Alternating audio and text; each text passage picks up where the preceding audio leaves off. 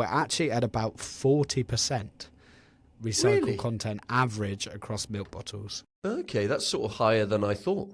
Milk bottles are particularly fascinating because we did in the UK have a very big recycler called Closed Loop Recycling. In 2015, they actually went into administration and they were producing 80% of the recycled plastic that was used in milk bottles. The trouble they had was that price was so linked to the price of virgin plastic. As it is today, recycled content, recycled plastic, the price of it is linked to how much it would cost me just to get plastic that hasn't been used before.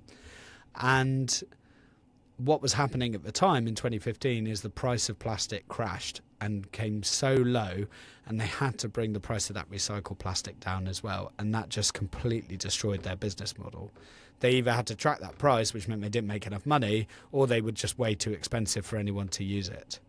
And what their CEO at the time was saying, Chris Dow, he was saying, we need to legislate this. We need to say that milk bottle companies have to use 30% recycled content rather than it being voluntary, because then when the price of plastic crashes, people will still have to buy our recycled content.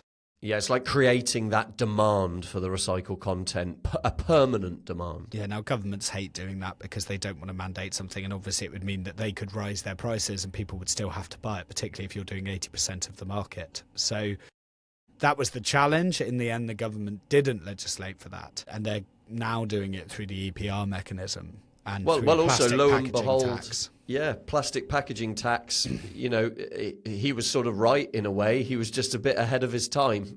Instead of coming in 2015, it was more 2022. Too late to save them. Yeah, that's right. And I guess the sad thing was Chris had come out and said it would cost 0.1p per 2-pint milk bottle to secure the future of the company. So this was tiny amounts of money to us as consumers.